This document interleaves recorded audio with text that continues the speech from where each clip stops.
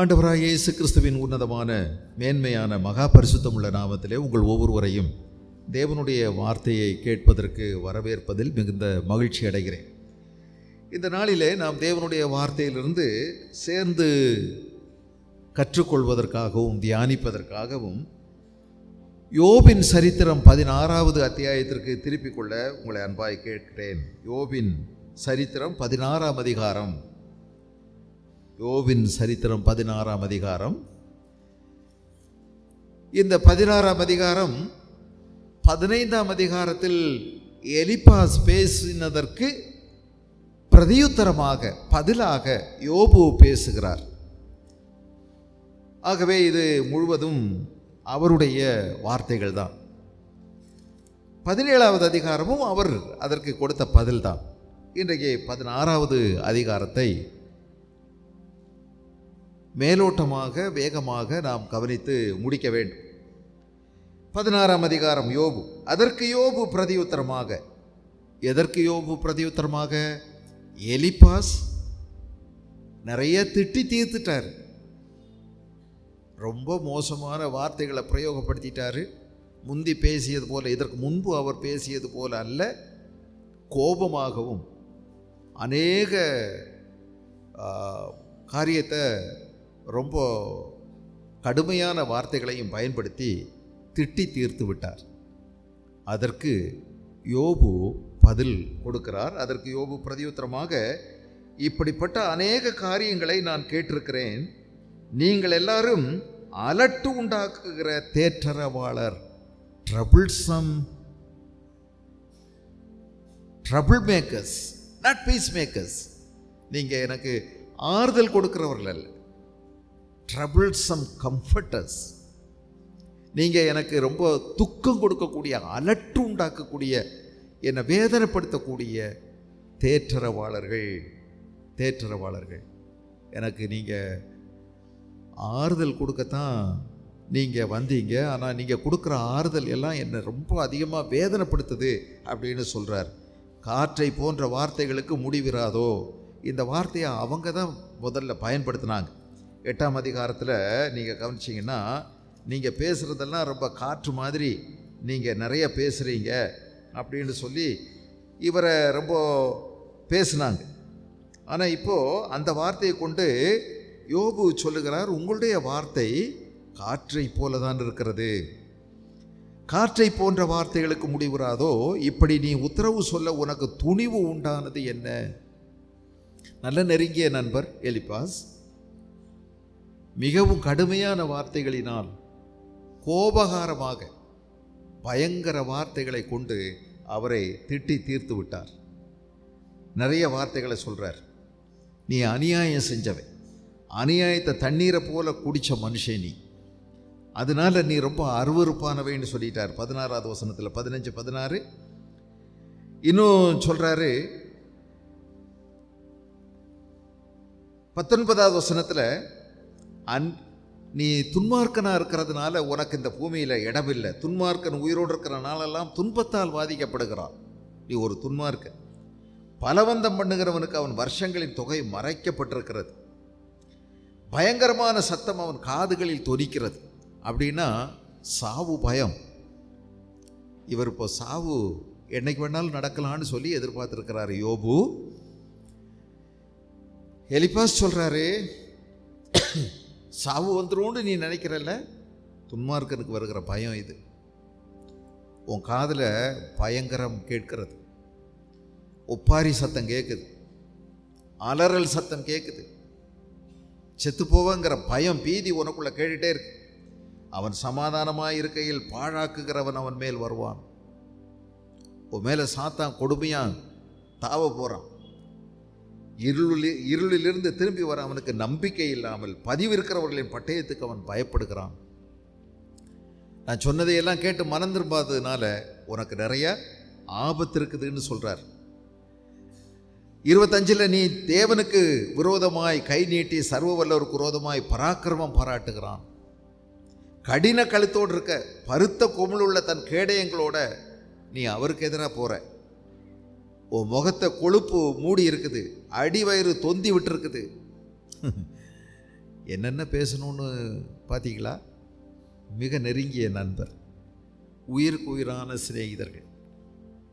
இப்போ அவர் கேட்குறாரு, உனக்கு இப்படியெல்லாம் பேசுகிறதுக்கு எங்கேருந்து தைரியம் வந்தது என் கூட? இதுக்கு முந்தி இவர்கள் எல்லாரையும் விட யோபு மிகுந்த ஒரு பெரிய ஐஸ்வர்யவான், மிகவும் பெயர் பெற்றவன். அன்றைக்கு வாழ்ந்த அந்த மனிதர்கள் மத்தியில் இவர் மிகவும் நல்ல மனிதர், உயர்வாக கருதப்பட்டார். இவருடைய வார்த்தைகளை எல்லாரும் எழுந்து நின்று கேட்டார்கள். யோபு பேச ஆரம்பித்தால் எல்லாரும் தங்கள் வாயை கைகளை கொண்டு மூடிக்கொண்டார்கள். யோபு நடந்து போகும்போது எல்லாரும் எழுந்திருந்தார்கள். யோபுனுடைய பேச்சுக்கு யாரும் எதிர்த்து பேசவே இல்லை. அவ்வளோ பெயர் பெற்றவனாய் இருந்தார். இப்பொழுது மிக அதிக மோசமான வார்த்தைகளால் திட்டி தீர்த்திருக்கிறார். ஆகவே கேட்கிறார், உனக்கு இந்த தைரியம் எங்கிருந்து வந்தது? காற்றை போன்ற வார்த்தைகள் நிறைய பேசுறியே. இங்கே காற்றை போன்ற வார்த்தைகள் என்று அவர் சொல்லும்போது சும்மா எக்கச்சக்கமாக பேசுறியே, எங்கேருந்து வந்துச்சு? உன்னை போல நானும் பேசக்கூடும், உன்ன மாதிரி எனக்கும் பேச தெரியும்பா, எனக்கும் உன்ன மாதிரி எதிர்த்து பேச முடியும். நீ என்னை போக்குறீங்கிற, துன்மார்க்கனுங்கிற, அசுத்தமானவனுங்கிற, கடின கழுத்துள்ளவனுங்கிற, தீமையாக சம்பாதிச்சேங்கிற, எனக்கும் உன்னை பற்றி பேச எனக்கும் தெரியும். ஆனால் நான் இருக்கும் நிலையில், 4வது வசனம் பாருங்க, நான் இருக்கும் நிலையில் நீங்கள் இருந்தால் நான் உங்களுக்கு விரோதமாக வார்த்தைகளை கோர்த்து உங்களுக்கு எதிரே என் தலையை துலுக்கக்கூடும். ஆனாலும் நான் என் வாயினால் உங்களுக்கு திடன் சொல்லுவேன், என் உதடுகளின் அசைவு உங்கள் துக்கத்தை ஆற்றும். 15வது அதிகாரம் 11வது வசனத்தில் என்ன சொன்னார் பார்த்தீங்களா? தேவன் அருளிய ஆறுதல்களும் உம்மோடைய சொல்லப்படுகிற மிருதுவான பேச்சு உமக்கு அற்ப காரியமாக இருக்கிறதோ. யார் சொல்றா? எலிப்பாஸ். எலிப்பாஸ் என்ன சொல்ல வர்றாரு? நாங்கள்லாம் உனக்கு ஆறுதல் சொல்ல வந்தோம், நாங்கள் 3 பேர். They came to console him. நாங்கள் உனக்கு ஆறுதல் சொல்ல வந்தோம். இவ்வளவு நேரமும் ஆறுதலாக தான் பேசணும். ஆண்டவர் எங்கள் மூலமாக உனக்கு ஆறுதல் கொடுத்தாரு. மிருதுவாக பேசணும், நாங்கள் நயமான வார்த்தைகளை இப்போ நாங்கள் இது வரைக்கும் பேசணும். ஆனால் நீ இதையெல்லாம் ரொம்ப அற்பமாக நினச்சதுனால இப்போ நாங்கள் உங்ககிட்ட கோபகாரமாக பேசுகிறோம். சாட வேண்டியதாயிடுச்சு, சண்டை போட வேண்டியதாயிடுச்சு உங்ககிட்ட அப்படின்னு சொல்கிறாங்க.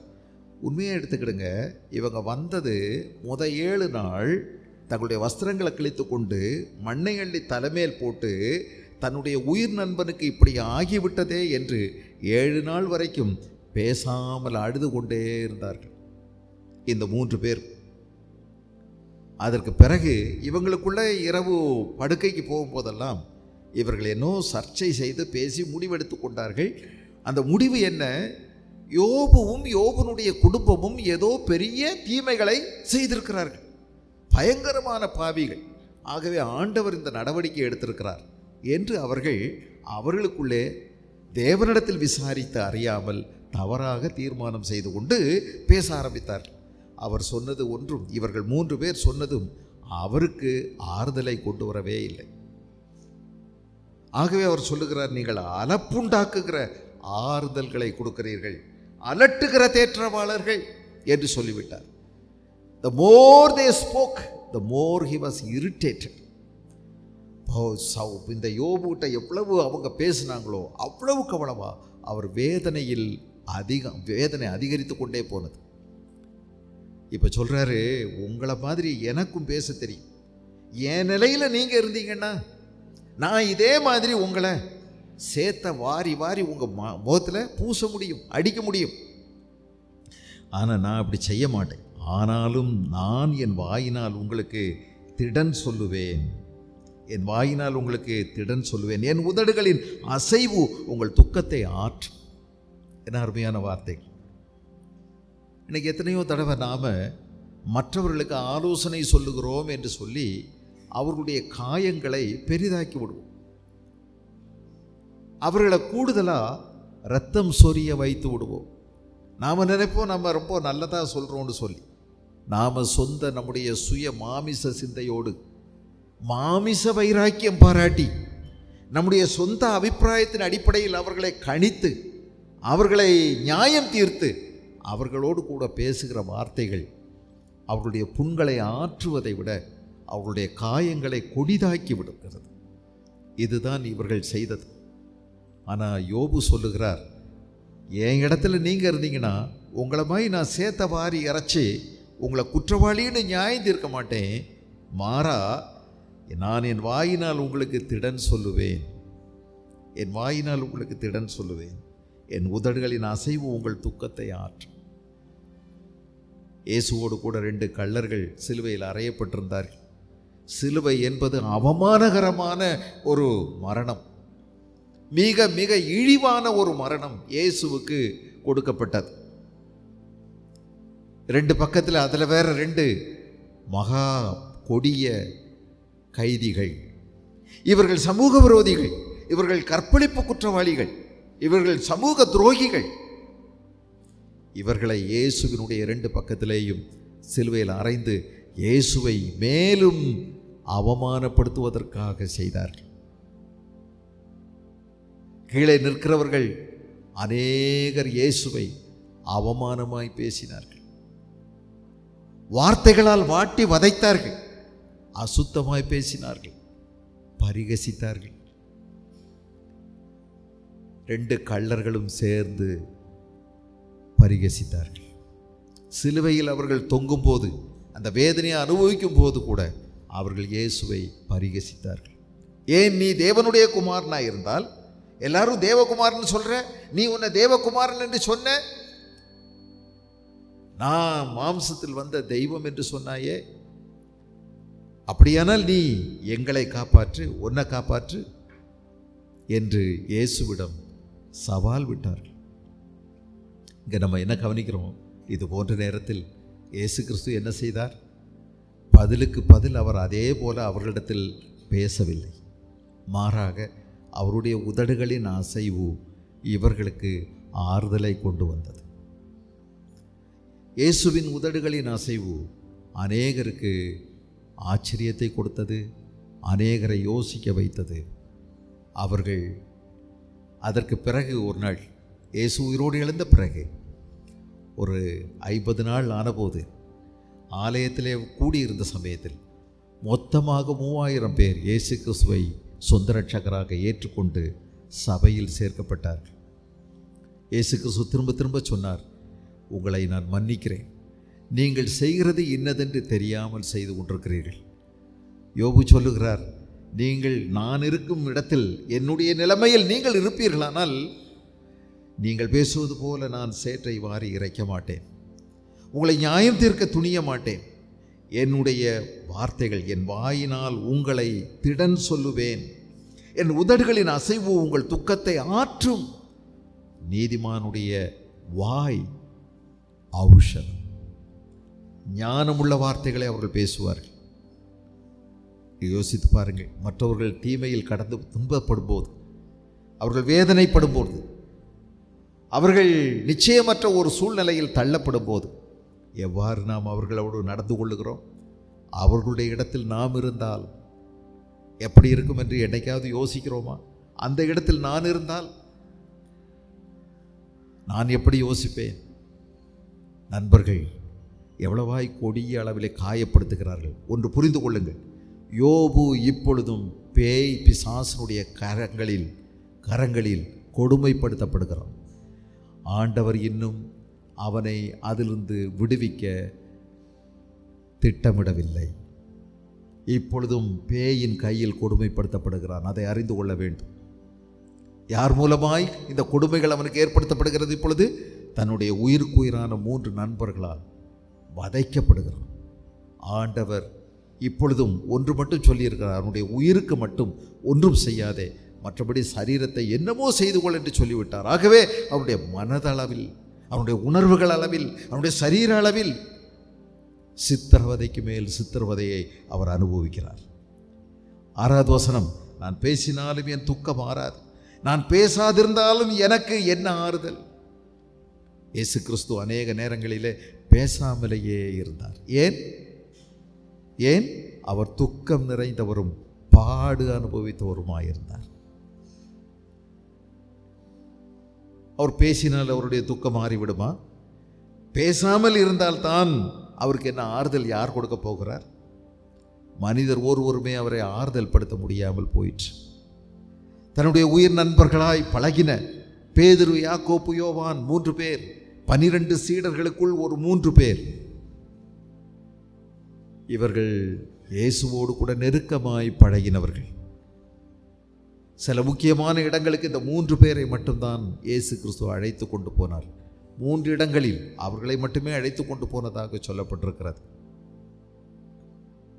பேதுரு, யாக்கோப்பு, யோவான். மறுரூபமலைக்கும் இவர்கள் 3 பேரைத்தான் இயேசு அழைத்து சென்றார். கெத்செமனே தோட்டத்திற்கும் இவர்கள் 3 பேரைத்தான் அழைத்து சென்றார். யவீருனுடைய மகள் மரித்த போது இந்த 3 பேரைத்தான் அழைத்து சென்றார். ஆண்டவர் இந்த 3 பேரையும் அழைத்து சொன்னார், இயேசு கிறிஸ்து, என் மனது, என் உள்ளம் மரணத்துக்கு ஏதுவான வியாகுலத்தால் நிறைந்திருக்கிறது. என்னோடு கூட நீங்கள் சற்று நேரம் விழித்திருங்கள், சற்று பேசுவோம் என்று சொல்லி கூப்பிட்டார். என்னோடு கூட வந்து ஜெபியுங்கள். ஆனால் இவர்களோ தூக்க மயக்கத்தினால் தூங்கி போனார்கள். இயேசு பார்த்த பிறகு அவர் இவர்களை விட்டு கல்லறி தூரம் போய் தனிமையாய் மிகுந்த சத்தத்தோடு அழுகையோடு அவர் ஜெபித்தார் என்று வேதம் சொல்லுகிறது. யாரிடம் பேசுவது? பேசாமல் இருந்தால் ஆறுதல் கிடைக்குமா? திரும்ப வந்து பார்த்தார். இவர்கள் என்னை புரிந்து கொள்வார்களா என்று யோசித்தார். புரியவில்லை. இன்னும் நன்றாக தூங்குகிறார்கள். திரும்பவும் போனார், ஜெபித்தார். தேவதூதர்கள் வந்து அவரை தேற்றினார்கள் என்று வேதம் சொல்லுகிறது. தேவதூதர்கள் வந்து தேற்றினார்கள். மனுஷர் யாரும் அவருக்கு ஆறுதல் கொடுக்க முடியவில்லை. அவர் துக்கம் நிறைந்தவரும் பாடு அனுபவித்தோர்பாயிருந்தார். He was a man of sorrows. எவ்வளோ பாடு! நம்முடைய துக்கங்களை இயேசு தன் மீது ஏற்றுக்கொண்டார். நம்முடைய பாடுகளை அவர் ஏற்றுக்கொண்டார். இயேசு தனிமைப்படுத்தப்பட்டார், தனியாக விடப்பட்டார். என்னைக்காவது நீங்கள் தனியாக எப்படி தனிமையை உணர்வீங்களா? கூட்டத்தோடு இருக்கும்போதே தான் நண்பர்கள் இருக்காங்க, தனிமையை உணர்கின்றார். பேசவும் விரும்பலை. பேசினா தான் யார் அதுக்கு காது கொடுத்து கேட்க போகிறாங்க. நான் பேசினாலும் என் துக்கம் ஆறாது, நீங்கள் காது கொடுத்து கேட்க மாட்டீங்க. நான் பேசாமல் இருந்தாலும் எனக்கு என்ன ஆறுதல் பெருகாது. இப்போது அவர் என்னை இளைத்து போக செய்தார், என் கூட்டத்தை எல்லாம் பாழாக்கினார். நீர் என்னை சுருங்கி போக பண்ணினது அதற்கு சாட்சி. என் மெலிவு என்னில் அத்தாட்சியாய் நின்று என் முகத்துக்கு முன்பாக உத்தரவு சொல்லு. என்ன மாதிரி கேலி பண்ணார் பார்த்தீங்களா? உனக்கு தொந்தி விட்டுருக்குதுன்னு சொல்கிறார். ஆனால் இந்த மனுஷன் சாப்பிட்டு ரொம்ப நாள் ஆச்சு. மெலிந்து எலும்பும் தோலுமாய் ஒட்டி எல்லா இடமும் புண்கள் கொப்பளங்களால் பாதிக்கப்பட்டு அழுது புரடுகிற மனுஷனை எவ்வளவு பரிகசித்தார் பாருங்கள். உனக்கு கடின கழுத்து, உனக்கு ரொம்ப தொந்தி விட்டுருக்குது. மெலிஞ்சு போய் இருந்த ஒட்டுன வயரோடு இருந்த அவரை இப்படி கிண்டல் செய்ய இவர்களால் முடிந்தது. ஆறுதல் சொல்ல வந்தவங்க தான். நீர் என்னை இளைத்து போகச் செய்தார். ஆண்டவர் என்னை இளைத்து போகச் செய்தார். என் கூட்டத்தை எல்லாம் பாழாக்கினார். என்ன கூட்டம்ங்க? என்ன கூட்டம்? என் 10 பிள்ளைகள் என்னோடு கூட எப்பொழுதும் இருந்தார்கள். ஆனால் ஆண்டவர் என் கூட்டத்தை எல்லாம் பாழாக்கினார். 10 பிள்ளைகளும் செத்து போயிட்டாங்க. ஒரே நாள் அவருக்கு வந்த செய்தி, நான் மட்டும்தான் மீதியாக வந்தேன்னு சொன்னது ஒரு வேலைக்காரை. ஆனால் தான் பெற்று தாலாட்டி அவர்களோடு கூட விளையாண்டு அவர்களை அற்புதமாய் அன்பு செலுத்தி வளர்த்த 10 பிள்ளைகளும் நசுங்கி செத்து போனார்கள். நல்ல மரணமா? இப்படி தான் ஒரு தகப்பன் 10 பிள்ளைகளுக்கும் ஒரே நேரத்தில் பாட கட்டணுமா? இவருக்கு அவங்க கொள்ளி வைக்கணும்னு நினைக்கும் போது உலக பேச்சில் சொல்கிறேன், தீ மூட்டுவாங்க இல்லையா? ஆனால் இவர் அவங்களுக்கு செய்கிறார். என் கூட்டத்தை எல்லாம் பாழாக்கினார். மனைவிக்கு இப்பொழுது இவருடைய சுவாசம் வேறுபட்டிருக்கிறது. வாடங்க, நாற்றம் தாங்க முடியல. மனைவி தள்ளி தள்ளி போறா. அவளுக்கும் சகிக்க முடியலை. எந்த மனுஷனானாலும் சலிச்சுக்கிடுவான்ல, எவ்வளோ ரொம்ப அன்புள்ளவங்களாக இருந்தாலும்.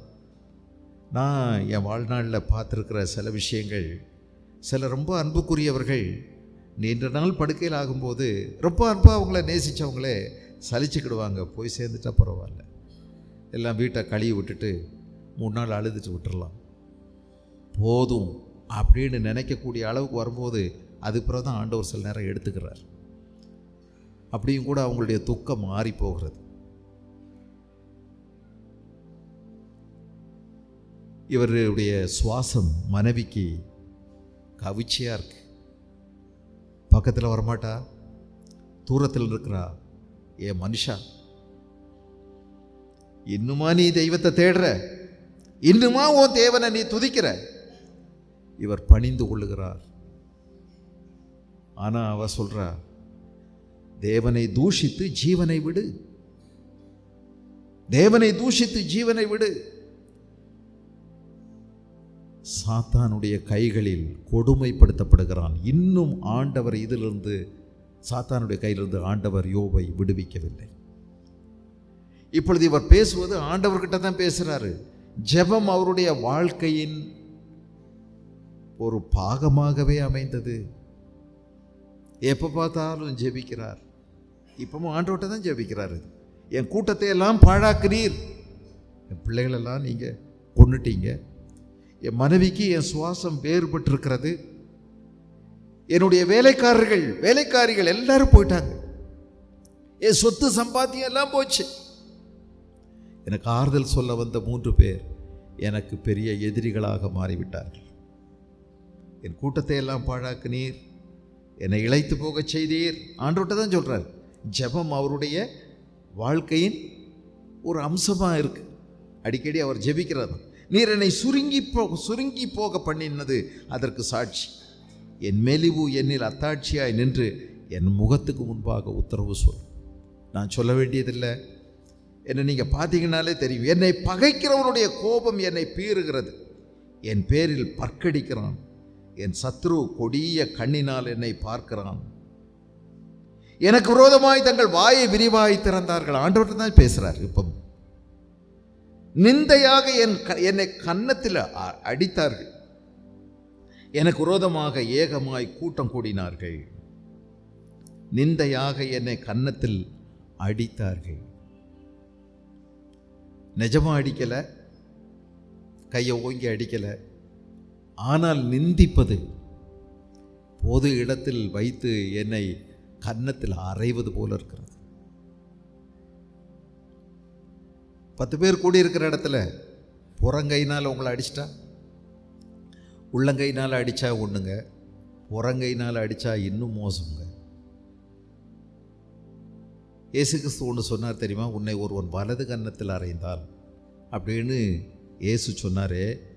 எதுக்க நிற்கும் போது அடித்தா எந்த கன்னத்தில் விழும்னு நினைக்கிறீங்க? இடது கன்னத்தில் தான் விழும் அடி. எதுக்கு இருக்கிற ஒரு ஆள் உங்களை அடித்தா அந்த அடி எங்கே விழும்? அந்த ஆள் வலது கையினால் அடித்தா உங்களுடைய இடது கன்னத்தில் விழும். ஆனால் இயேசு என்ன சொன்னார்? உன்னை ஒருவன் வலது கன்னத்தில் அறைந்தால்னு சொன்னார்ல. அப்படின்னா எப்படி அடித்தா வலது கன்னத்தில் விழும்? புறங்கையினால் அடித்தா தான் வலது கன்னத்தில் அடி விழும். புறங்கையினால் அடிப்பது மேலும் அவமானகரமானது. புறங்கையினால் அடிக்கிறது. இந்த மனுஷன் சொல்றாரு, எவ்வளவு அவமானத்தை அவர் சுமக்கிறதா இருக்கு. என்னை நிந்தையால் கன்னத்தில் அறைந்தார்கள், எனக்கு விரோதமாய் ஏகமாய் கூட்டம் கூடினார்கள். சங்கீதம் 22 பாருங்க. சங்கீதம் 22 இந்த வார்த்தைகளெல்லாம் நீங்கள் அங்கே பார்க்க முடியும். 6வது வசனம், நானும் ஒரு புழு மனுஷன் அல்ல, மனுஷரால் நிந்திக்கப்பட்டும் ஜனங்களால் அவமதிக்கப்பட்டும் இருக்கிறேன். இது யாரை குறித்து சொல்லப்பட்ட தீர்க்க தரிசனம் தெரியுமா? மேசியாவான இயேசுவை குறித்த தீர்க்க தரிசனம். அவர் ஒரு நாள் இந்த பூமியில் வரும் பொழுது அவருக்கு நடக்கப் போகிறதை குறித்து தாவீது ஒரு தீர்க்க தரிசன சிந்தையோடு எழுதியிருக்கிறார். அவர் நிந்திக்கப்படுவார், ஜனங்களால் அவமதிக்கப்படுவார். என்னை பார்க்கிறவர்கள் எல்லாரும் என்னை பரியாசம் பண்ணி உதட்டை பிதுக்கி தலையை துலுக்கி, கர்த்தர் மேல் நம்பிக்கையாக இருந்தானே, அவர் இவனை விடுவிக்கட்டும், இவன் மேல் பிரியமாயிருக்கிறாரே, இப்பொழுது இவனை மீட்டு விடட்டும் என்கிறார்கள். எப்படி இருக்குது பார்த்தீங்களா? நிறைய சொல்றார். 13-14 பீறி கர்ச்சிக்கிற சிங்கத்தை போல் என்மேல் தங்கள் வாயை திறக்கிறார்கள். தண்ணீரை போல் ஊற்றுண்டேன், என் எலும்புகள் எல்லாம் கட்டுவிட்டது. என் இருதயம் மெழுகு போல் ஆகி என் குடல்களின் நடுவே உருகிற்று. இது உண்மைதானா? ஒரு நாள் இயேசு 3.5 ஆண்டுகள் அவர்கள் நடுவிலே தான் இயேசு தன்னுடைய பணிவிடைகளை செய்தார். நன்மை செய்கிறவராய் சுற்றி திரிந்தார். காது கேளாதோர் அவருடைய காதுகளை திறந்தார். குருடர்களுடைய கண்களை திறந்தார். முடவர்களை நடக்கும்படி செய்தார். எல்லா வியாதியஸ்தர்களும் இயேசுவினிடத்தில் கூட்டம் கூட்டமாய் வந்தவர்கள். ஒருவர் கூட வியாதியோடு போகவில்லை. பிணி நீங்கி சொஸ்தமானார்கள். குஷ்டரோகிகளை சுகப்படுத்தினார். அநேகர் மரித்தோரை உயிரோடு எழுப்பினார். இயேசு பசியோடு இருக்கிற ஜனங்களை பார்த்து மனதுருகினார்.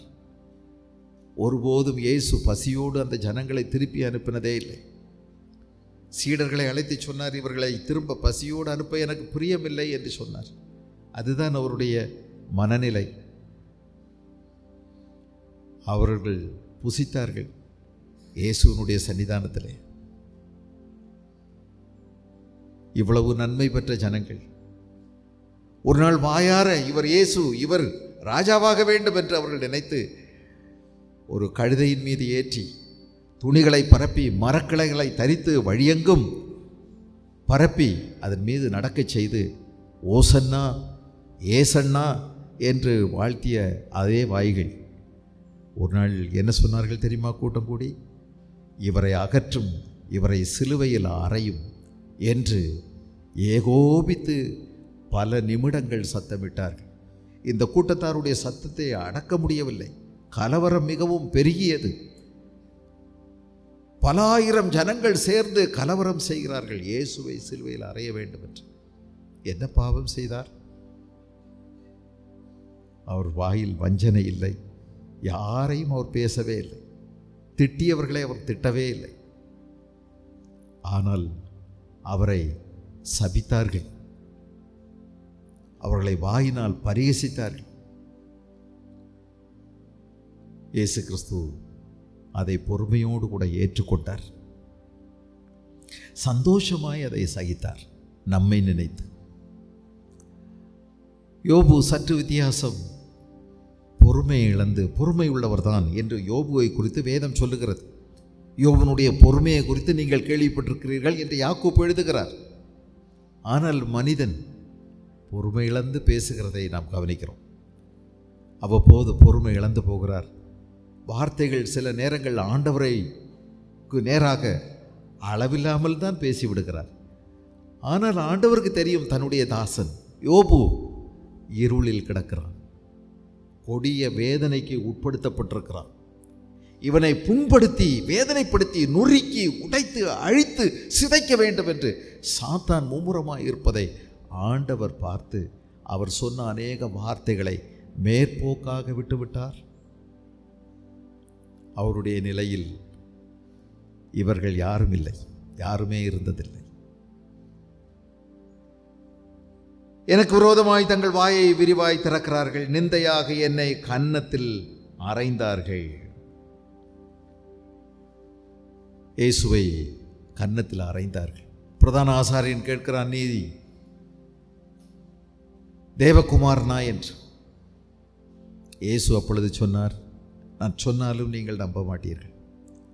ஆனால் இது முதல் மனுஷகுமாரன் பிதாவினுடைய வலது வருஷத்தில் வீற்றிருப்பதையும் அவர் மேகங்கள் மேல் வருவதையும் இது முதற்கொண்டு காண்பீர்கள் என்று சொன்ன உடனே பிரதான ஆசாரியன் தன்னுடைய வஸ்திரத்தை கிழிக்கவே கூடாது, சட்டவிரோதமானது. ஆனால் அவன் கிழித்து விட்டான். இயேசுவினுடைய மரணத்தின் போது, சிலுவை மரணத்தின் போது அநேக சட்டவிரோத செயல்கள் நடந்தது. ஆராய்ச்சியாளர்கள் சொல்லுகிறார்கள் 31 சட்டவிரோத செயல்கள் அங்கு நடந்திருக்கிறது. இரவில் கைது செய்யக்கூடாது, ஆனால் இயேசுவை இரவில் கைது செய்தார்கள். குற்றம் இல்லாமல் அடிக்கக்கூடாது, ஆனால் இயேசுவை 39 அடிகள் அடித்தார்கள். அநேக சட்டத்துக்கு புறம்பான காரியங்கள். இதில் பிரதான ஆசாரியன் வஸ்திரங்களை கிழித்து கொண்டு இவன் தேவதூஷணம் சொன்னான், இதற்கு மேல் இனி என்ன என்று சொன்ன உடனே அருகில் நின்றவர்கள் மாறி மாறி கன்னத்தில் அறைந்தார்கள், காரி துப்பினார்கள், முகத்தில் குத்தினார்கள், தலையில் குட்டினார்கள். யார் உன்னை குட்டினது சொல்லு பார்ப்போம் என்று பரிகசித்தார்கள். இயேசு கிறிஸ்து நமக்காக இந்த அவமானங்களையும் இந்த நிந்தைகளையும் சந்தோஷமாய் ஏற்றுக்கொண்டார்.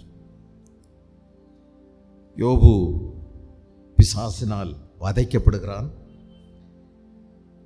பிசாசு ஒரு தந்திரமான செயலை செய்கிறதை நீங்கள் கவனிக்க முடியும். இது பிசாசு தான் செய்கிறான் என்று யோபுவுக்கு தெரியாது. யோபுனிடத்தில் பிசாசு சொல்லுகிற ஒரு விஷயம், நீ ஆராதிக்கக்கூடிய உன்னுடைய ஆண்டவர் தான் இதை செய்கிறார் என்று திசை திருப்பி விட்டிருக்கின்றான். எத்தனை தடவை நாம் அந்த பொய்யை நம்ம கேட்டு நம்புகிறோம். ஆண்டவர் தான் உனக்கு இப்படி செய்கிறாரு, ஆண்டவர் தான் உனக்கு இப்படி செய்கிறாரு அப்படின்னு சொல்லும்போது நீங்கள் எத்தனை தடவை அதை நம்புறீங்க?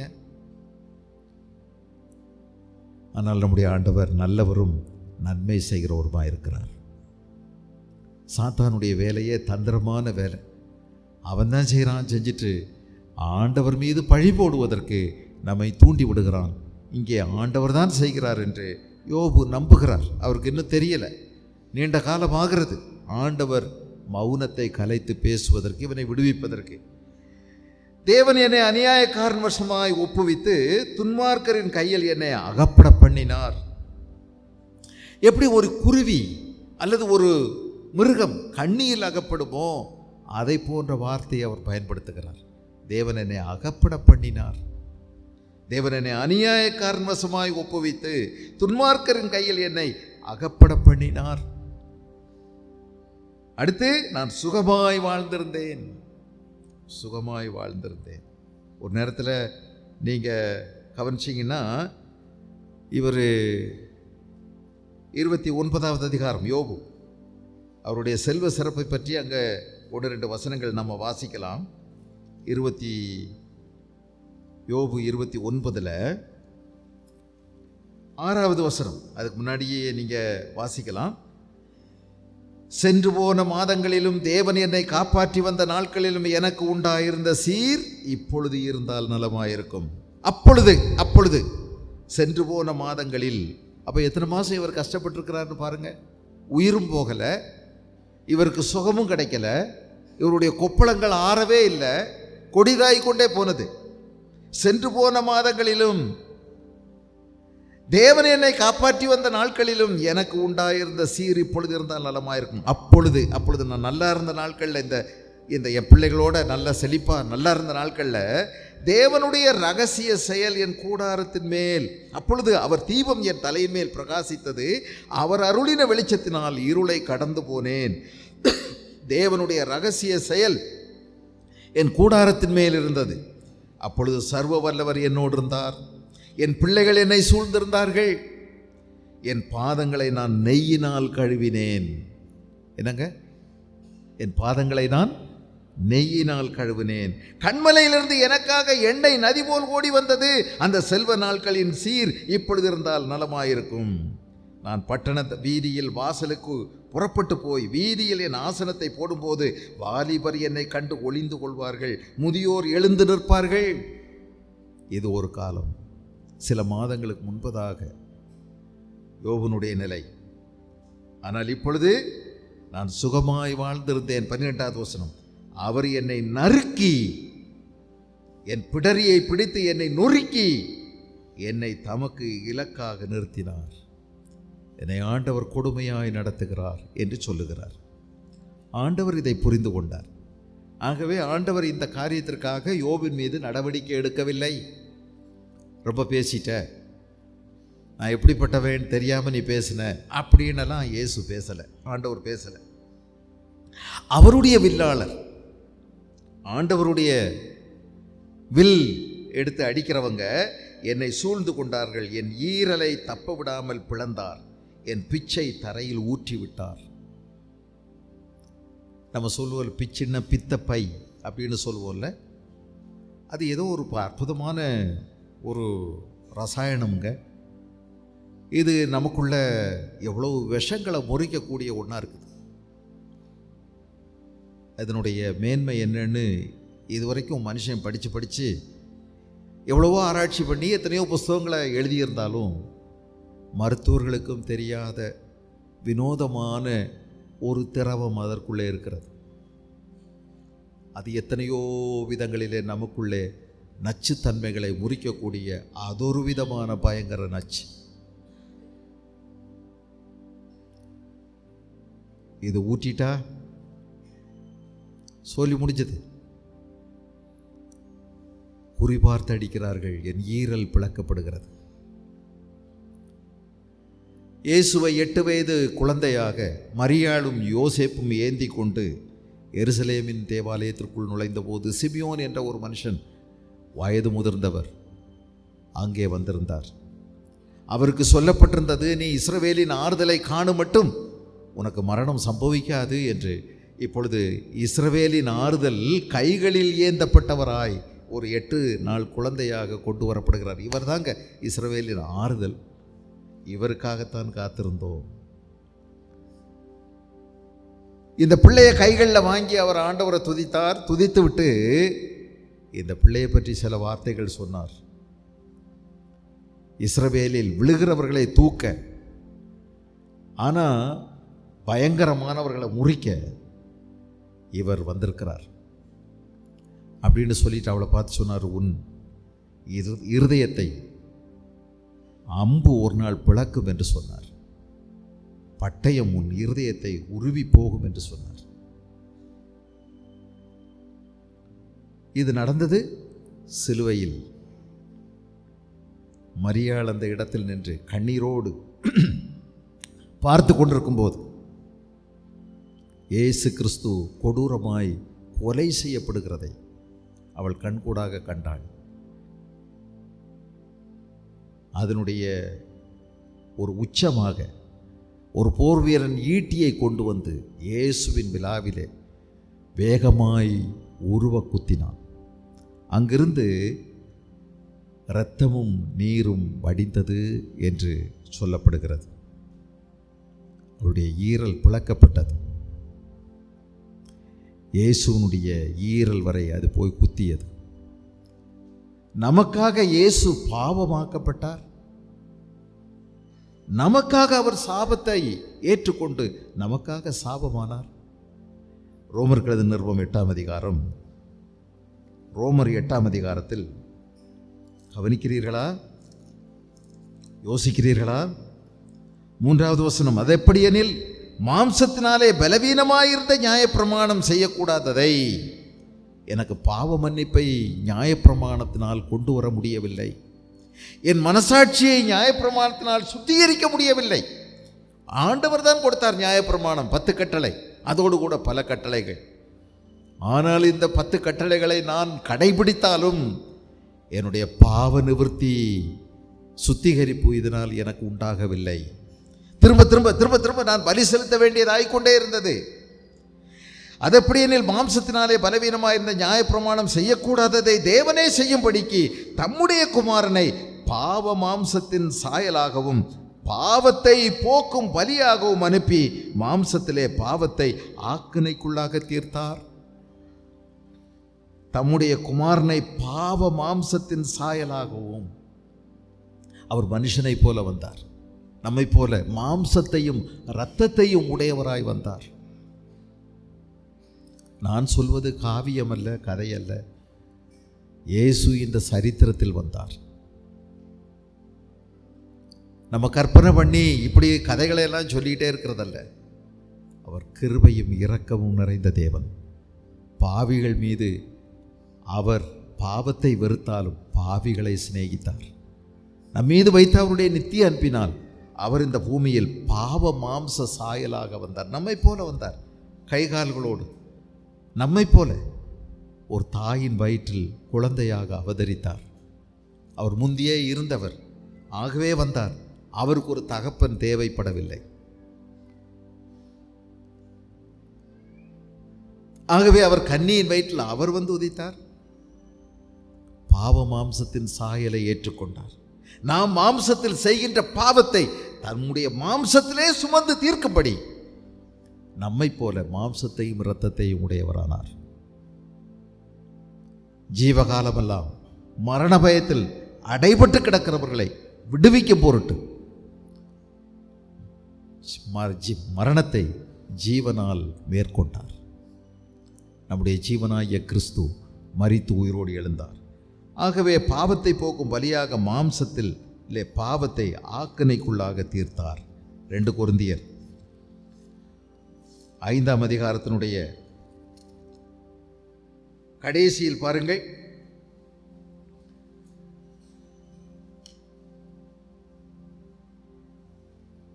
19வது வசனம். அதென்னவெனில் தேவன் உலகத்தாருடைய பாவங்களை எண்ணாமல் கிறிஸ்துவுக்குள் அவர்களை தமக்கு ஒப்புரவாக்குதலின் உபதேசத்தை எங்களிடத்தில் ஒப்புவித்தார். தேவன் உலகத்தாருடைய பாவங்களை எண்ணாமல் கிறிஸ்துவுக்குள் அவர்களை தமக்கு ஒப்புரவாக்கி, உலகத்தாருடைய நம்முடைய பாவங்களை ஆண்டவர் எடுத்து துல்லியமா அதுக்கு தக்கபடி நம்மை தண்டிக்காமல் எண்ணாமல், தண்டனை கொடுக்க எண்ணாமல், இயேசு கிறிஸ்துவின் மூலமாய் நம்மை அவரோடு கூட ஒப்புரவாக்குவதற்காக, நமக்கும் தேவனுக்கும் இடையில் இருந்த பகையை அகற்றுவதற்காக இயேசு இந்த பூமியில் மனிதனாய் வந்தார். நம்முடைய பாவங்களை அவர் தன்மேல் ஏற்றுக்கொண்டார். 21வது வசனம். நாம் அவருக்குள் தேவனுடைய நீதியாகும்படிக்கு பாவமறியாத அவரை நமக்காக பாவமாக்கினார். பாவமறியாத இயேசுவை நமக்காக பாவமாக்கினார். அவர் பாவி அல்ல, அவர் பாவம் செய்யவில்லை, ஆனால் நமக்காக அவர் பாவமானார். எவ்வளவு அன்பு நிறைந்த ஆண்டவர்! யோபு ஒருவேளை இயேசுவுக்கும் யோபுவுக்கும் பாடுகளின் வழியே கடந்து போகும்போது சில ஒற்றுமைகள் இருக்கிறது. ஆனால் இயேசு கிறிஸ்துவனுடைய பாடுகள் நமக்கு எவ்வளோ பெரிய மேன்மையை கொண்டு வந்திருக்கிறது, எவ்வளோ பெரிய ஆசீர்வாதத்தை நமக்கு கொண்டு வந்திருக்கிறது. அவருடைய இரத்தத்தினால் நாம் மீட்கப்பட்டோம். இயேசுவின் இரத்தத்தினால் நாம் நீதிமான்களாக்கப்பட்டோம்.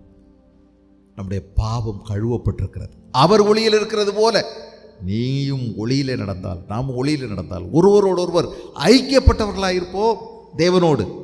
அவருடைய குமாரனாகிய இயேசு கிறிஸ்துவின் இரத்தம் சகல பாவங்களையும் நீக்கி நம்மை சுத்திகரிக்கும். இந்த சுத்திகரிப்பை நீங்கள் பெற்றிருக்கீங்களா? நிஜமாக உங்களுடைய பெயர்கள் ஜீவ புஸ்தகத்தில் எழுதப்பட்டிருக்கிறதா? ஒருவன் கிறிஸ்துவுக்குள் இருந்தால் அவன் புது சிருஷ்டியாக இருக்கிறான்.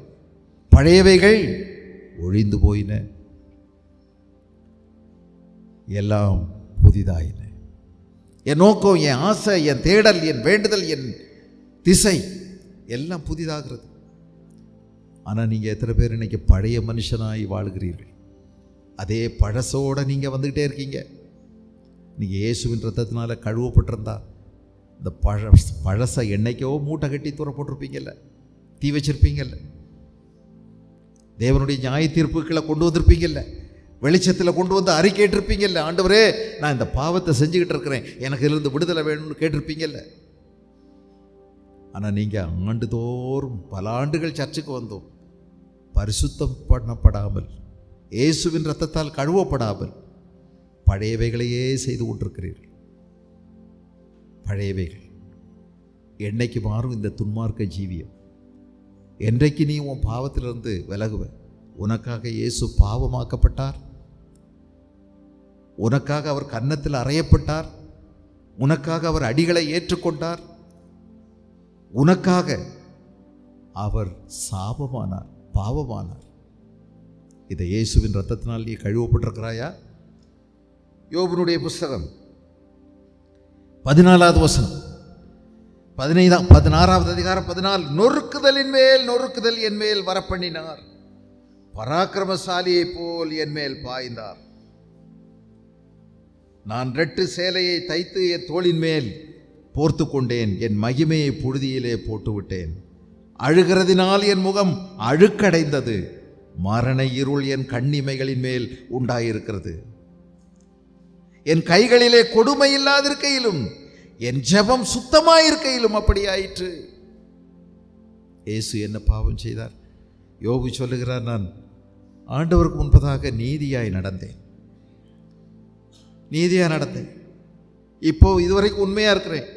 நான் மாய்மாலக்காரன் அல்ல, நான் உண்மையா அவரை நோக்கி கூப்பிடுறேன், உண்மையா அவரை நேசிக்கிறேன்.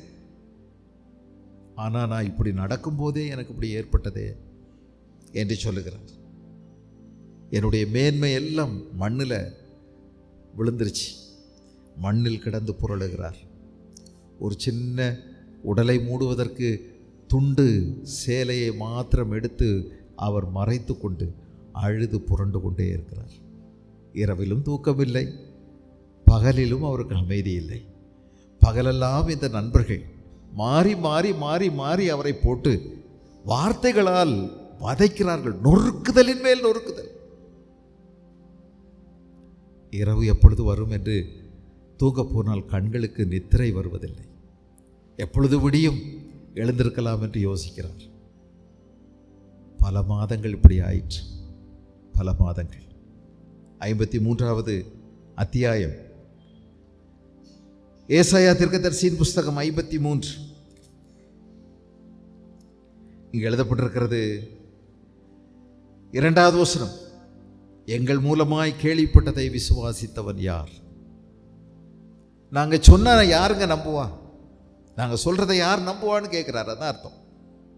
இனியாவது நல்லா இப்படி படிங்க. நான் சொன்ன யார் நம்புவீங்க? ஆனால் நான் ஒருவரை பற்றி சொல்கிறேன், நீங்கள் நம்ப மாட்டீங்க. அவர் தான் இயேசு. பாவம் இல்லாமலேயே அவர் நொறுக்கப்பட்டார். அதுதாங்க யோபுவுக்கு. நல்லவனுக்கு இவ்வளவு வேதனையா? ஆண்டவரை நேசிக்கிறவனுக்கு இவ்வளவு பாடுகளா? துன்மார்க்கன் நல்லா இருக்கான், அநியாயம் செய்கிறவன் அக்கிரமம் செய்கிறவன் நல்லா சுகமா வாழ்றான். என் கைகளில் பாவம் இல்லை, என் ஜெபம் சுத்தமாக இருக்கிறது. அப்படி இருக்கும்போதே எனக்கு இப்படி சம்பவித்தது. இயேசு பாவம் அறியாதவர், அவருக்கு இப்படி நடந்துச்சு. அவர் சிலுவையில் அடிக்கப்பட்டார்னா யாருங்க நம்புவா? நான் சொல்றதை யார் நம்புவீங்க? எங்கள் மூலமாய் கேள்விப்பட்டதை விசுவாசித்தவன் யார்? கர்த்தருடைய புயம் யாருக்கு வெளிப்பட்டது? யாருக்கு இந்த வெளிப்பாடு கிடைக்கும்? எனக்கு இந்த வெளிப்பாடு கிடைச்சதை நான் சொல்றேங்கிறார். இளங்கலையை போலவும் வறண்ட நிலத்திலிருந்து துளிர்க்கிற வேரை போலவும் அவனுக்கு முன்பாக எழும்புகிறார். யாருக்கு முன்பாக? பொந்தியு பிலாத்துக்கு முன்பாக அவர் அங்கே எழும்புகிறார். அவருக்கு அழகும் இல்லை. ஏன் அழகில்லை? அடித்து துவைச்சி கொண்டு வந்து நிப்பாட்டி இருக்கிறான். எல்லாரும் தர்ம அடி அடிச்சிருக்கிறாங்க. அதுக்கு மேலே இவரை ஒரு சிகப்பான அங்கிய மூடி அகோரம் தெரியாமல் இருப்பதற்காக ரத்தம் ரத்தம், உடம்புல காயமில்லாத இடமே இல்லை. அவருடைய முதுகெல்லாம் உழுத நிலத்தை போல் ஆயிற்று. இந்த கொடுமையை எந்த மனுஷனும் பார்த்தா மயங்கி விழுந்துருவான். அதனால அவங்க ஒரு சிவப்பான அங்கியை அவருக்கு உடுத்தி மறைச்சு கொண்டு வந்து நிப்பாட்டி இருக்கிறாங்க. அவருக்கு அழகும் இல்லை, அவருக்கு சௌந்தரியமும் இல்லை. அவரை பார்க்கும் போது நாம் அவரை விரும்பத்தக்க ரூபம் அவருக்கு இல்லை. இப்படி மாற்றினது என்ன? யோபு எப்படி மாத்திருச்சாமே. யோபு அதானே சொல்றாரு. நீங்க 16வது அதிகாரத்தில் வரும்போது முதல்ல 8வது வசனம், நீர் அதை சுருங்கி போக பண்ணினது அதற்கு சாட்சி. என் மெலிவு என்னில் அத்தாட்சியாய் நின்று என் முகத்துக்கு முன்பாக சொல்லும். I am disfigured. என் முகம் அசிங்கமாயிடுச்சு, எல்லாம் போச்சு. அவருக்கு அழகும் இல்லை, அவருக்கு சௌந்தரியமும் இல்லை. அவரை பார்க்கும்போது அவர் விரும்பத்தக்க ரூபம் அவருக்கு இல்லாதிருந்தது. நம்முடைய பாவங்களை இயேசு தன்மையில் ஏற்றுக்கொண்டார். அவர் அசட்டை பண்ணப்பட்டவர். அவர் புறக்கணிக்கப்பட்டவர், மனுஷரால் புறக்கணிக்கப்பட்டவர், துக்கம் நிறைந்தவர், பாடு அனுபவித்தவருமாயிருந்தார். அவரை விட்டு நம்முடைய முகங்களை மறைத்து கொண்டோம். இவனா நம்மளை காப்பாற்ற வர்றோம்? இவனா யூதருக்கு ராஜா? இவனா யூதருக்கு ராஜா? இயேசுவை பரிகசிப்பதன் உச்சமாக என்ன செஞ்சாங்க தெரியுமா? யூதருக்கு ராஜா என்று சில மொழிகளில் எழுதி வைத்தார்கள். எப்ரேயு, கிரேக்கு, லத்தீன் மொழிகளில் மேலே எழுதி வச்சாங்க. அதை பார்த்து சிரிச்சாங்க. யூதருக்கு ராஜாவா? இன்றோடு ஒழிந்தானா? முடிச்சிட்டாங்க, தூக்கி சிலுவையில் நிப்பாட்டாங்க. இதுவனா யூதருக்கு ராஜா? அவர் அசட்டை பண்ணப்பட்டிருந்தார், அவரை எண்ணாமற் போனோம். மெய்யாகவே அவர் நம்முடைய பாடுகளை ஏற்றுக்கொண்டு நம்முடைய துக்கங்களை சுமந்தார். இதை நீங்கள் புரிஞ்சுக்கிட்டீங்களா? இயேசு யாருடைய பாடுகளை ஏற்றுக்கொண்டார்? யாருடைய துக்கங்களை சுமந்தார்? உங்களுடைய, என்னுடைய.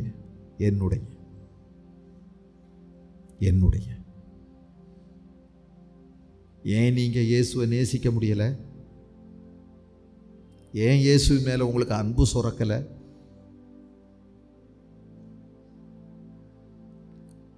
ஒரு வாலிப பிள்ளை ஸ்கூலெல்லாம் முடித்து நல்லா படித்தா, அப்புறம் கல்லூரிக்கு போனால் டாப்பர், எல்லாத்துலேயுமே முதல் மார்க், நல்லா படித்தா, நல்லா வந்தா, பல அவார்டுகள், அவளுக்கு பலவிதமான பாராட்டுகள் குவிந்தது. ஒரு நாள் ஒரு பெரிய படிப்பு முடித்து பட்டமளிப்பு விழா, அவளுக்கு பாராட்டும் பட்டமளிப்பு விழா வச்சுருந்தாங்க. அன்றைக்கு தனக்கு பிரியமான எல்லா நண்பர்களையும் அவள் கூப்பிட்டா. தன்னுடைய அம்மாவை வரவே கூடாதுன்னு சொல்லிட்டா. ஏன்னா அம்மா தீயினால் முகமெல்லாம் வெந்து இந்த கழுத்தெல்லாம் இந்த சதையோட, மேலே உள்ள சதையோட ஒட்டி பார்க்குறதுக்கு அகோரமாக, விகாரமாக, அசிங்கமாக இருந்ததுனால நீ வரக்கூடாதுன்னு சொல்லிட்டான். என் அம்மான்னு சொல்கிறதுக்கு எனக்கு வெக்கமாக இருக்குது, நீ வரவே கூடாது. உன் வயிற்றில் பிறந்ததுக்கு நான் ரொம்ப வெக்கப்படுறேன், நீ படிப்பறிவில்லாதவா, எங்கேயுமே உன்னை கூட்டிகிட்டு போய் என் கூட நிப்பாட்டுறதுக்கு உனக்கு அந்தஸ்தோ தகுதியோ இல்லை, நீ வரக்கூடாது. அவளுக்கு பாராட்டு விழாலாம் நடந்துச்சு. வரும்போது வீட்டுக்கு தானே வரணும். வர்ற வழியில் யாரோ பேசிக்கிட்டாங்க, இந்த பிள்ளைக்கு இவ்வளோ பெரிய அவார்டு கிடச்சிருக்குது, உயர்வு கிடச்சிருக்குது, மதிப்பு, பாராட்டு, பரிசெல்லாம் கொடுத்துருக்காங்க, இந்த பிள்ளை அவங்க அம்மாவை அதுக்கு வரக்கூடாதுன்னு சொல்லிட்டா. ஆனால் இவளை காப்பாற்றுறதுக்கு தான் அந்த அம்மா தீயில வெந்து போனாங்க அப்படின்னு பேசினதை இவ காதில் கேட்டுட்டா. அம்மாட்ட வந்து கதை கேட்டா. அம்மா அப்போதான் சொன்னாங்க, நீ தொட்டிலில் கிடக்கும்போது வீடு தீ பிடிச்சிருச்சு, உன்னை எப்படியாவது காப்பாற்றணும்னு சொல்லி நான் உள்ள நுழைஞ்சு காப்பாற்றினேன், அதனால இப்படி ஆயிட்டேன்னு அவன் சொன்னான். அது பிறகு அவளுக்கு புரிஞ்சது, இயேசுவும் இதைத்தான் செய்தார், இயேசுவும் இதுதான் நமக்காக செய்திருக்கிறார். ஆனால் நமக்கு அவர் மேலே அன்பு சுரக்க மாட்டேங்குதே, ஒன்றும் தெரியலையே, என்னமோ கிடைக்கல, அவர் எனக்கு ஒன்றும் கொடுக்கல அப்படின்னு ரொம்ப துக்கத்தோடு வந்து போகிறோமே, ரொம்ப சலிச்சுக்கிறோமே. உயிரையே கொடுத்து உங்கள் மேலே அன்பு வச்ச ஒருவர், அவருக்கு நீங்கள் செய்யக்கூடிய கைமாறு என்ன? அவரை நேசிப்பது தான், அவர் கீழ்ப்படுகிறது தான். வேறு என்னத்தங்க அவர் மேலே எதிர்பார்க்குறீங்க நீங்கள்? எனக்கு அது கொடுக்கலாம், அவங்களுக்கெல்லாம் அப்படி நல்லா இருக்காங்க, இவங்கெல்லாம் நல்லா இருக்காங்க, இவரெல்லாம் நல்ல வசதியாக வீடை கட்டியிருக்கிறாரு, இவரெல்லாம் காரில் வர்றாரு, இவங்கெல்லாம் தோட்டம் வச்சுருக்காங்க, அவங்கெல்லாம் நல்லா இருக்காங்க, இவங்கெல்லாம் நான் பாரு கால் வலியோடு அந்த நாள்லேருந்து இந்த நாள் வரைக்கும் வந்துக்கிட்டே இருக்கேன்.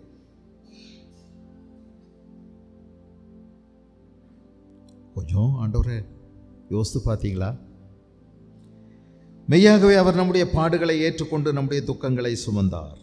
நம்முடைய மீறுதல் நிமித்தம் அவர் காயப்பட்டு, நம்முடைய அக்கிரமங்களின் நிமித்தம் அவர் நொறுக்கப்பட்டார். நமக்கு சமாதானத்தை உண்டு பண்ணும் ஆக்கினை, தெய்வ கோபம் அவர் மேல் வந்தது. அவர் அதை ஏற்றுக்கொண்டார் சந்தோஷமாய். அவருடைய தழும்புகளால் குணமாகிறோம். என்னமெல்லாம் இன்னும் பண்ணாங்க தெரியுமா? செத்த பிறகு கூட அவமானப்படுத்தினாங்க, இழுத்தெறியத்தாங்க நின்னாங்க. எங்க சிலுவையிலிருந்து எடுத்து இயேசுவை குப்பையோட குப்பையா இழுத்தெறிய நினைச்சாங்க. துன்மார்க்கரோட அவருடைய பிரேத குழியை நியமித்தார்கள். ஆனாலும் அவர் மரித்த போது ஐஸ்வர்யவானோட இருந்தார்.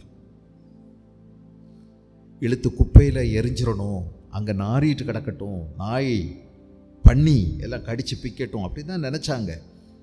ஆனால் இந்த நிக்கோதேமு, இந்த அரிமத்தேயா, யோசேப்பு, அவங்க திடீர்னு போய் பகிரங்கமாக எங்கள்கிட்ட கொடுங்க இயேசுவின் சரீரத்தைன்னு கேட்டு வாங்கி, இந்த யோசேப்பு தனக்கென்று கல்லில் உடைத்து செய்யப்பட்ட கல்லறை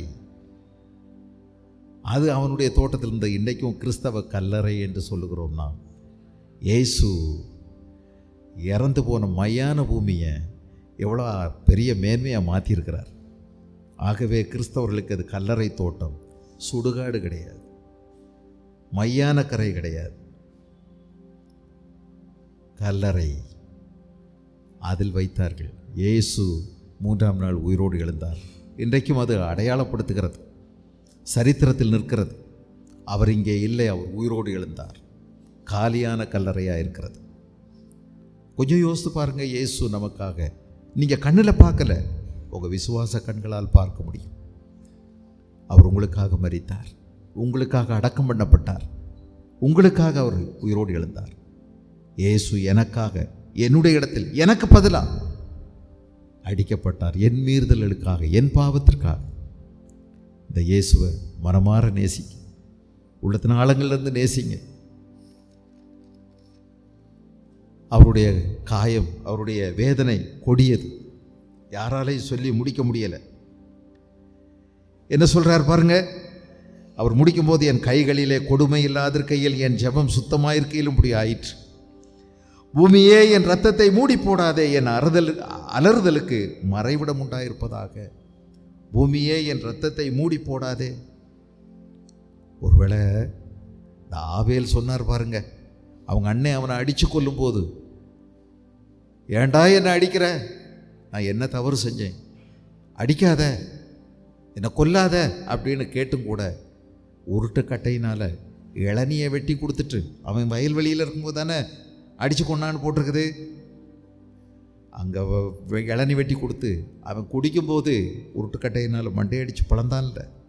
அப்போ அவன் கேட்டு சாகிறது தான், ஆண்டவரே எனக்கு நீதி செய்யுங்கன்னு.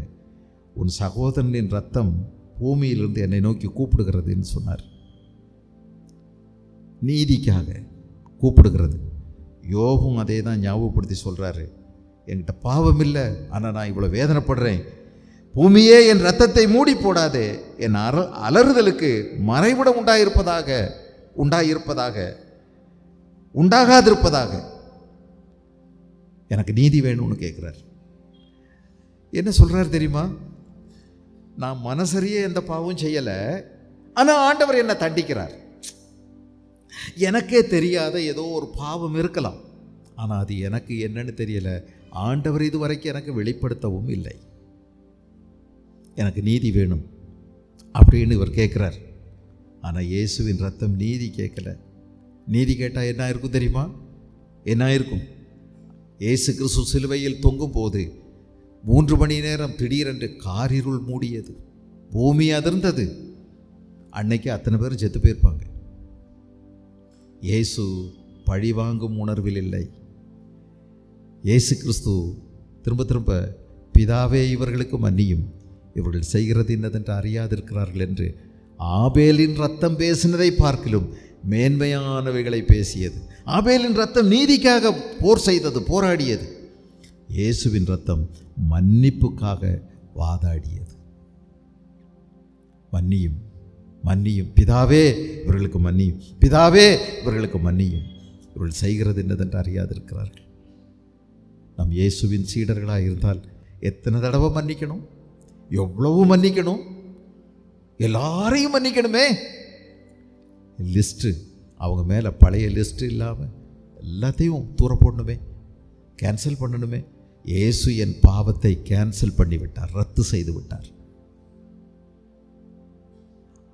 நான் உங்களுக்கு மன்னித்தது போல நீங்களும் ஒருவருக்கொருவர் மன்னியுங்கள் என்று சொன்னார். நான் உங்களில் அன்பாக இருந்தது போல. எந்த வேதத்திலேயாவது இப்படி எந்த சாமியாவது சொன்னது நீங்கள் இதுவரைக்கும் கேட்டிருக்கீங்களா? நான் உங்களில் அன்பாக இருந்தது போல. எந்த சாமி இங்கே அன்பை வெளிப்படுத்திச்சு? நான் இயேசு வந்து அன்பை வெளிப்படுத்தினார் இறுதி வரைக்கும். நான் உங்களில் அன்பாக இருந்தது போல நீங்களும் அன்பாக இருங்கள். என்ன அழகாக வாழ்ந்து காமிச்சார். எனக்கு ரொம்ப பிடிச்சது. இயேசு கிறிஸ்துவை ஏன் பின்பற்றேன்னா, அவர் எனக்கு தூர உட்காந்து நேசிக்கணும், பொய் சொல்லக்கூடாது, அன்பாக இருக்கணும், சண்டை போடக்கூடாது, கெட்ட வார்த்தை பேசக்கூடாதுன்னு சொல்லிக்கிட்டே இருக்கலை. இதுதான் எல்லாரும் சொல்லுவாங்களே, சொல்கிற எவனுமே ஓகே இல்லையே.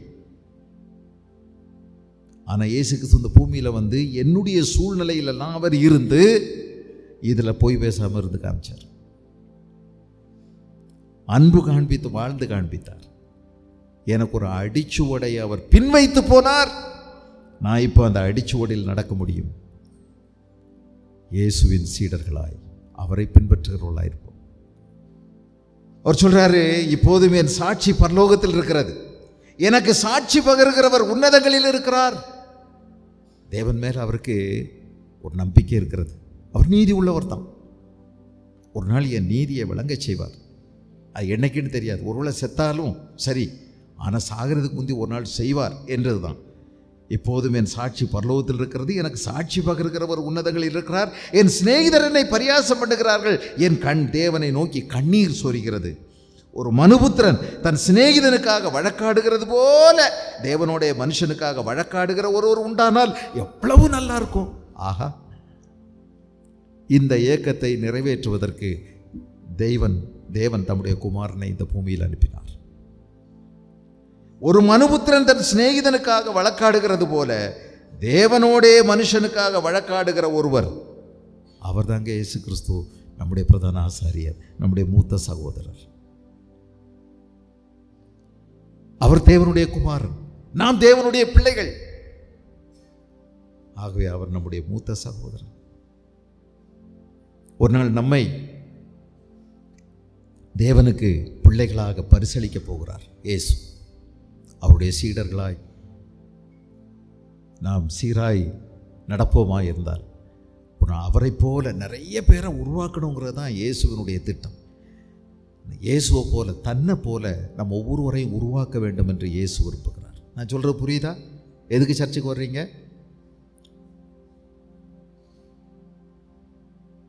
ஏதாவது ஆசீர்வாதம் கிடைக்குது? இயேசுவை போல வாழ்வதற்கு, மாறுவதற்கு. இதுக்கு தான் நம்ம சர்ச்சுக்கு வர்றோம். கர்த்தரை தேடுங்கள், அப்பொழுது பிழைப்பீர்கள். கர்த்தரை தேடுங்கள். அவர் நமக்கு, தேவனுக்கும் நமக்கும் இடையில் மத்தியஸ்தரானார். அவர் நம்முடைய பிரதான ஆசாரி. ஒருவன் பாவம் செய்வானானால் நீதிபரராயிருக்கிற இயேசு கிறிஸ்து நமக்காக பிதாவினிடத்தில் மன்றாடுகிறார், வேண்டுதல் செய்கிறவராயிருக்கிறார், வேண்டுதல் செய்கிறார். அவர் தாங்க நம்முடைய பிரதான ஆசாரியர். நமக்காக பரிதபிக்கக்கூடாத ஒரு பிரதான ஆசாரியர் நமக்கு இராமல் எல்லாவற்றிலும் நம்மை போல பாடுபட்டு சோதிக்கப்பட்டு பாவமில்லாதவராய் இருந்த அந்த இயேசுவை நோக்கி பார்ப்போம். அவர் நமக்கு உதவி செய்ய வல்லவராய் இருக்கிறார். எல்லா நேரங்களிலையும் அவர் நமக்கு உதவி செய்ய வல்லவராய் இருக்கிறார். கர்த்தரை தேடுங்க, கர்த்தரை நோக்கி கூப்பிடுங்க, இயேசுவை போல மாறுவோம். இயேசு நம்முடைய வாழ்வின் முதல் அன்புக்கு உரியவர். அவரையே முதல்வராய் வைப்போம், அவரையே முழுமையாய் நேசிப்போம். பிரார்த்தனை செய்யலாமா?